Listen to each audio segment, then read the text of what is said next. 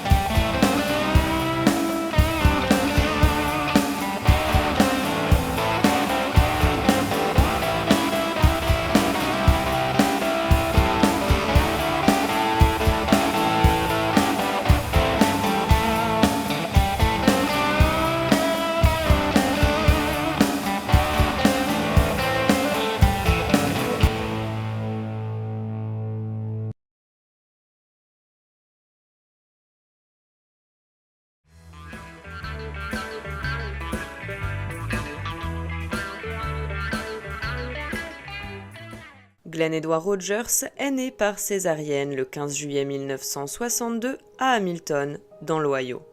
Il aura une enfance privée d'amour, d'affection et d'éducation morale. Ses parents, Edna et Claude Rogers, auront 6 autres enfants. Le petit Glenn aura donc 5 frères, Craig, Clint, Gary, Claude et Clay, ainsi qu'une sœur nommée Sue. Sa mère était femme au foyer et son père, ancien militaire, était opérateur de machines pour la Local Champion Paper Company, mais perdra son travail à cause de son addiction pour la boisson. La famille n'ayant plus les moyens de maintenir son train de vie, elle sera contrainte de déménager dans une maison bien plus petite. Les Rogers souffriront de gros problèmes financiers à tel point qu'ils n'auraient pas eu le choix d'imposer à tous les membres de la famille de se nourrir essentiellement de gruau durant des périodes entières plus ou moins longues. Malheureusement, les soucis d'argent n'étaient pas la seule ombre au tableau.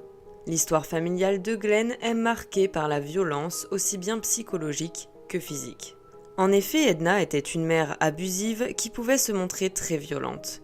Elle aurait battu Glenn lorsqu'il était enfant jusqu'à ce qu'il perde connaissance ou encore lui aurait maintenu la tête sous l'eau du bain volontairement.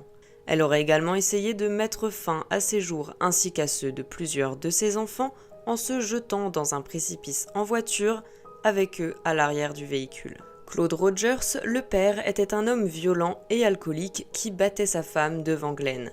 On nous rapporte qu'un jour, il aurait menacé Edna avec un pistolet et aurait tué des chatons avec son arme face à ses enfants. En grandissant dans un tel environnement familial, Glenn commencera à développer certains comportements répétitifs. À titre d'exemple, il se balançait continuellement en se frappant la tête contre toutes les surfaces dures, comme les murs, les portes ou encore le sol. C'était aussi un enfant qui ne pleurait jamais et qui arrêtera de faire pipi au lit en 1974, soit à l'âge de 12 ans. C'est d'ailleurs à cet âge qu'il fera ses premiers cambriolages avec son frère Clay. Il sera finalement envoyé en maison de redressement pour ses comportements. Glenn est introduit dans le monde de la consommation extrêmement jeune puisque son père le faisait déjà boire alors qu'il était encore enfant. Il tombe donc rapidement dans l'abus d'alcool et de substances et est dépeint comme un jeune homme violent et agressif quand il boit. Il admettra aussi par la suite avoir consommé de la cocaïne de façon régulière.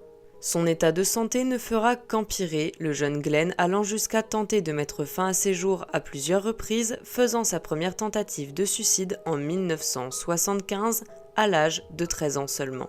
Il recommencera en 1991, suite à quoi un médecin tentera de le faire interner, sans succès apparemment.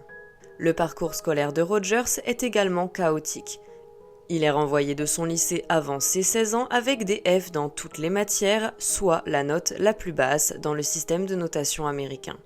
À cette époque, il a déjà la réputation de fouteur de troubles.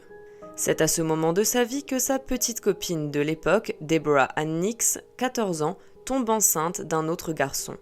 Glenn, qui vient tout juste d'avoir 17 ans, adoptera et assumera le petit Clinton. Le couple se mariera en 1980 et aura un autre petit garçon prénommé Jonathan l'année suivante. Malheureusement, la situation se dégrade rapidement, Glenn Rogers étant persuadé que sa femme est infidèle. He was very jealous. He didn't trust Debbie at all. She didn't do anything, but he just didn't trust women. Il la suivra partout où elle ira et finira par porter la main sur elle. Deborah sera tellement violentée par son mari qu'elle devra avoir recours à des actes de chirurgie réparatrice. Suite à ces violences conjugales, elle finira par demander le divorce. Il aura une autre relation par la suite ainsi qu'un autre enfant, mais encore une fois, elle prendra fin en raison des violences de Glenn. Et en 1989, alors qu'il a 27 ans, lui et son frère Clay abuseront sexuellement une jeune femme du nom de Joyce Arthur après l'avoir fait boire. Il aura différents démêlés avec la justice, comme vous pouvez vous en douter. Au-delà des cambriolages et des violences domestiques ou sexuelles, il sera accusé plusieurs fois d'état d'ébriété sur la voie publique ou encore de conduite en état d'ivresse. En 1995, il est arrêté pour agression avec une arme à Los Angeles et fait 36 jours de prison.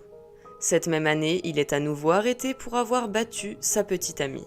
Comme il était toujours en probation, Glenn aurait dû être condamné à 2 ans et demi de prison, mais le juge n'aura pas connaissance de sa précédente condamnation et il sera remis en liberté. D'autre part, on nous rapporte de multiples expériences de choc à la tête au cours de la vie de Rogers, en dehors des violences qu'il a pu lui-même subir de la part de ses parents. En 1987, par exemple, il se rendra aux urgences après s'être fait frapper à coups de matraque. En 1991, il recevra un coup de queue de billard, en résultera une hémorragie intracrânienne.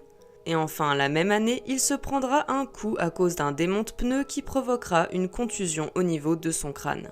Enfin, on lui diagnostiquera une maladie héréditaire, la porphyrie ou maladie des vampires. Chez Rogers, elle s'exprimait surtout lorsqu'il était contrarié ou en colère, sous la forme d'apparitions de taches rougeâtres sur le visage, les bras, les mains ou encore la poitrine.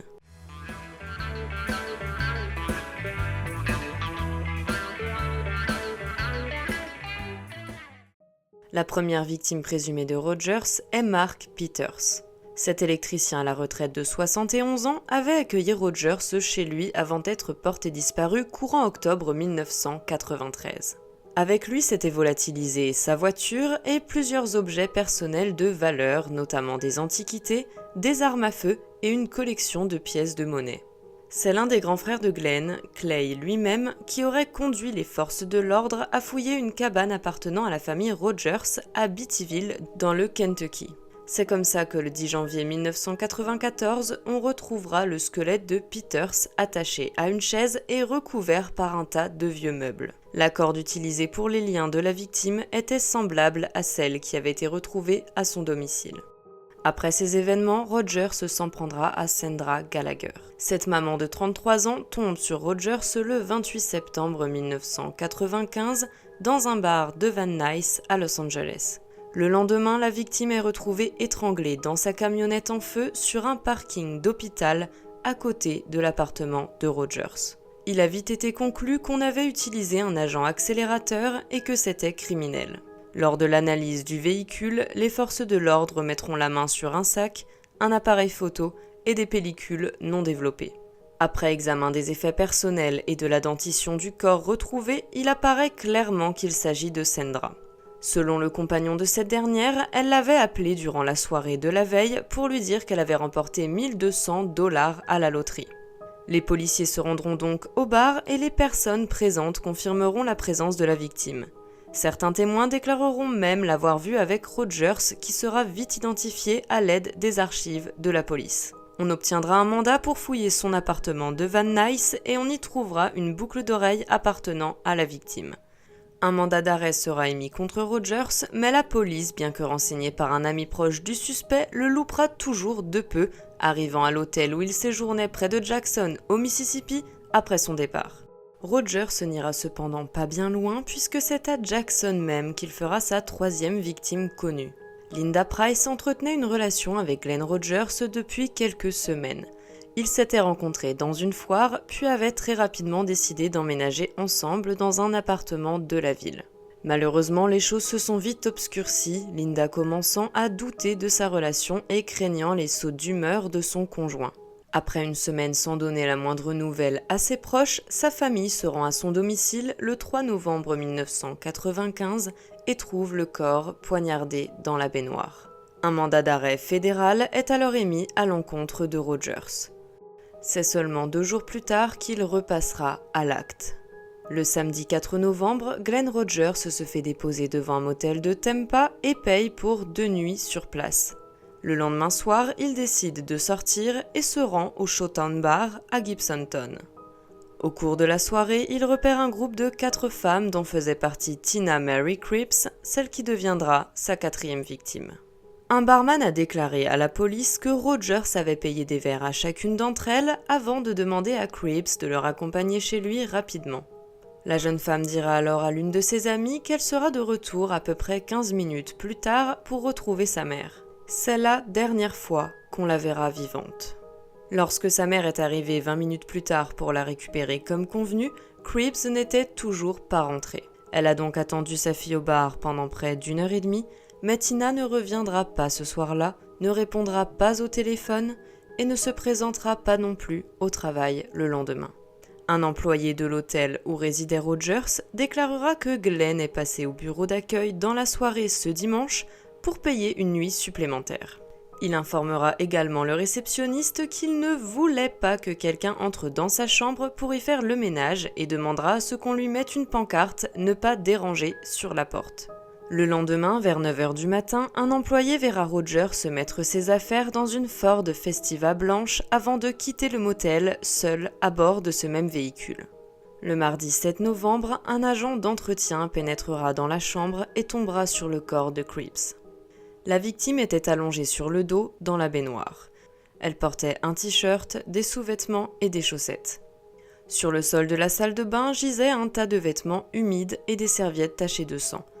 Sous son corps, on trouve une montre d'homme qui s'avérera appartenir à l'auteur du meurtre. Tina a reçu un coup de couteau au niveau des fesses. L'arme avait été enfoncée avec une telle force que la plaie faisait près de 15 cm de profondeur. On sait de par l'analyse des blessures que le tueur a tordu la lame à 90 degrés pendant que cette dernière était plantée dans le corps de la victime encore en vie et totalement consciente de ce qu'il se passait. Le deuxième coup a été porté au niveau de la poitrine. La plaie faisait cette fois dans les 20 cm. En plus de ces blessures, la victime avait plusieurs bleus et écorchures défensives sur le corps, notamment au niveau du poignet et de l'avant-bras gauche. Rogers abandonnera la victime, agonisante mais toujours vivante, là où on la retrouvera. La veille, le lundi 6, soit le jour où Glenn quittera le motel, le portefeuille de Cripps est découvert sur une aire d'autoroute du nord de la Floride, près de Tallahassee. La responsabilité de Rogers ne faisait aucun doute.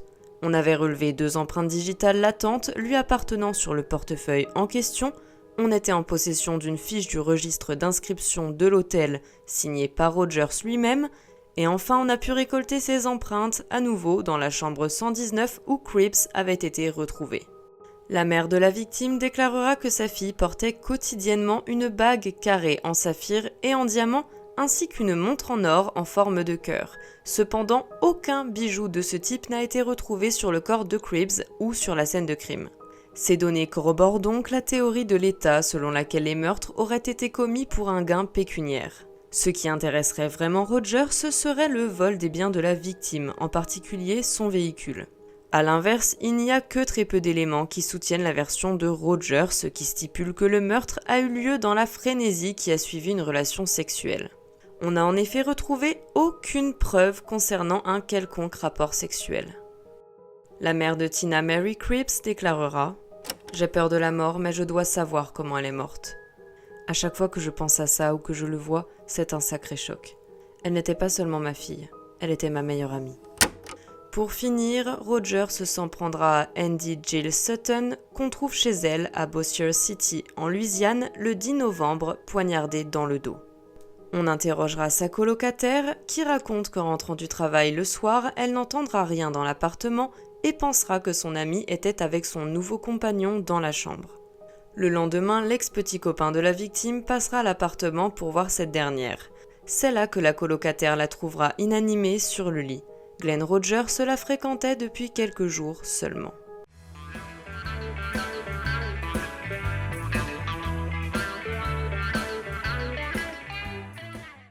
Glenn, please, if you hear this, I'm begging you, please give up. Please. I love you very much, and I believe in you. Please. Please give up. Glenn Rogers, étant responsable à lui seul du meurtre de 4 femmes en 6 semaines, fait alors partie de la liste des fugitifs les plus recherchés par le FBI de tout le pays. 4 jours après le meurtre de Sutton, soit le 13 novembre 1995, Roger se rend visite à l'une de ses parentes au Kentucky. Le sachant recherché, elle informe les forces de l'ordre de sa présence le jour même et leur précise qu'il comptait emprunter l'autoroute 75 en direction de Waco. La police d'État réussit alors à repérer le véhicule volé de Cripps et se met à suivre le fugitif. Un barrage routier sera mis en place pour l'arrêter et les policiers tireront sur la voiture, touchant par la même occasion les pneus, mais l'auteur réussira à poursuivre son chemin en prenant l'autre voie de l'autoroute en sens inverse, obligeant ainsi plusieurs conducteurs ainsi qu'un bus scolaire à faire des embardées. C'est finalement après une course-poursuite de plus de 20 km qu'un sergent réussit à percuter la voiture volée avec son véhicule de patrouille, la faisant ainsi sortir de la route.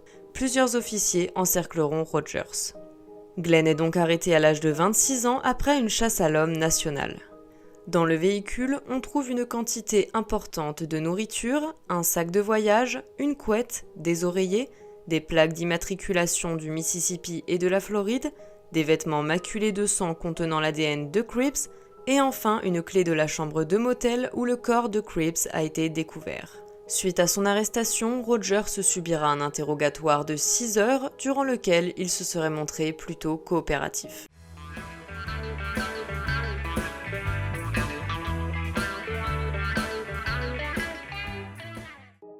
On peut commencer par dire que Rogers ne se préoccupait pas du fait de se faire prendre. Par exemple, il donnait son vrai nom quand on le lui demandait et utilisait les voitures volées de ses victimes après les meurtres. On peut donc relever ici la présence d'un sentiment de confiance et d'impunité qu'on voit souvent apparaître chez les tueurs multirécidivistes.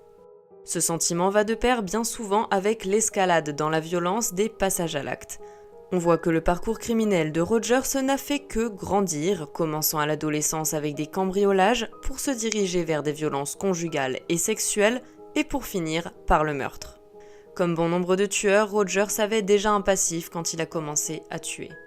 Il est décrit comme un homme charmeur et séduisant, mais instable, et selon un rapport de la Cour suprême de Floride datant de 2001, le docteur Berland avance que Rogers présente la symptomatologie typique d'un trouble psychotique à tendance paranoïaque.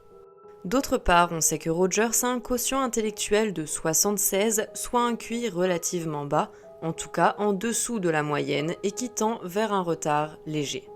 Dans le parcours de Rogers, on peut relever plusieurs points intéressants.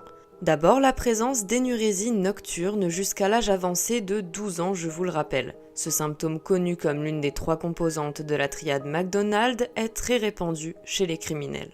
Une autre caractéristique récurrente renvoie aux abus dont il a pu être victime durant son enfance.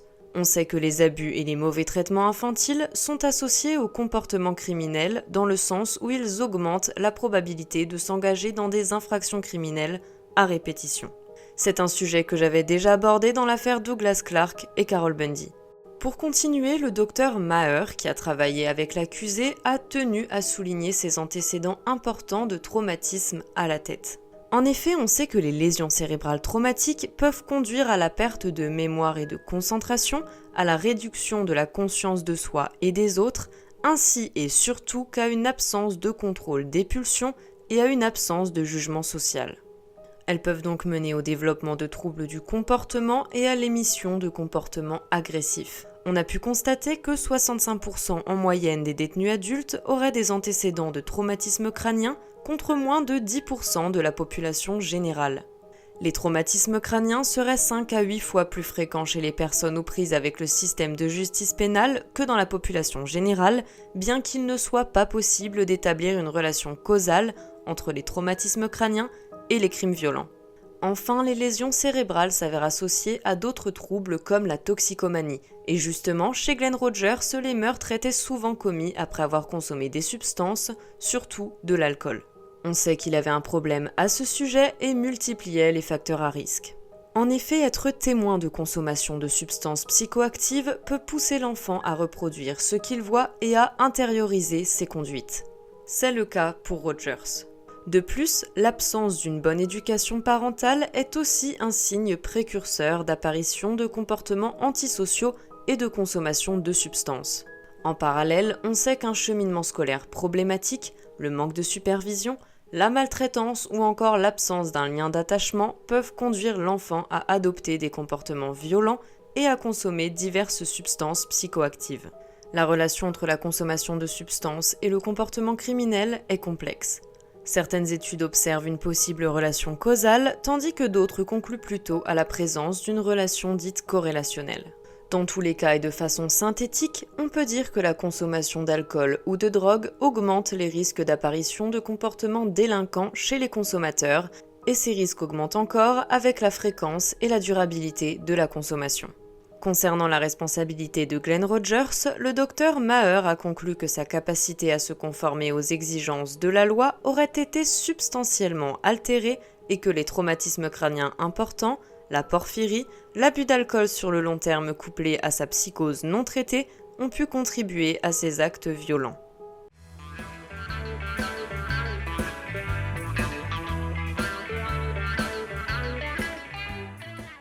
Rogers sera reconnu coupable de vol à main armée, vol de voiture, incendie volontaire et enfin de 2 meurtres au premier degré, celui de Tina Mary Cripps en Floride et de Sandra Gallagher en Californie. L'auteur est donc condamné à la peine de mort pour ces faits en 1997 et 1999. Rogers sera donc le premier tueur extradé du couloir de la mort d'un État pour être jugé dans un autre. Il continuera de clamer son innocence malgré la date de son exécution prévue le jour même de la Saint-Valentin 1999. Il fera d'ailleurs immédiatement appel devant la Cour suprême de Floride. Cette dernière confirmera cependant la condamnation début 2001. En avril 2005, il déposera un autre appel qui sera rejeté à son tour en 2011. Un dernier élément qu'il me semble bon de vous donner est que Rogers sera suspecté dans l'affaire O.J. Simpson suite à l'implication qu'il revendiquera. Il affirme que O.J. Simpson, en personne, l'avait missionné pour s'introduire dans la maison de Nicole Brown afin de voler des boucles d'oreilles en diamant d'une valeur de $20 000 que O.J. lui avait offertes. Il fournit également des détails sur le meurtre. Enfin, Clay, l'un des frères de Glenn, soutiendra que ce dernier avait avoué son implication et était l'auteur du meurtre de Nicole Brown et de Ron Goldman. Cependant, les meurtres ne correspondaient pas aux autres crimes de Rogers et on a émis l'hypothèse selon laquelle l'intention de Rogers, en affirmant avoir joué un rôle dans les meurtres, était de retarder son exécution. Il revendiquera finalement avoir fait approximativement 70 victimes différentes avant de se rétracter. Ce qui est certain en revanche, c'est qu'il laisse au moins 11 enfants sans leur mère. Aujourd'hui, Glenn Rogers, qui a maintenant 60 ans, se trouve toujours dans le couloir de la mort à la Union Correctional Institution en Floride. Voilà, cette vidéo touche maintenant à sa fin. Je profite d'aborder ce cas très riche pour vous transmettre quelques informations qui me semblent importantes. Vous trouverez en description des numéros à contacter dans tout ce qui touche aux violences conjugales, aux abus de substances ainsi qu'aux tentatives de suicide. Il s'agit de numéros proposant de la prévention, un début de prise en charge, de l'aide et de l'écoute. Je vous invite donc à les partager autour de vous si besoin est et surtout à ne pas hésiter à appeler. J'espère sincèrement que ma vidéo vous a plu. N'hésitez surtout pas à me laisser un petit mot en commentaire pour partager votre opinion sur l'affaire, je lis tous vos retours. Vous pouvez aussi liker et partager la vidéo, ça me ferait très plaisir. Moi je vous dis à très bientôt pour un nouveau profil. Prenez soin de vous surtout.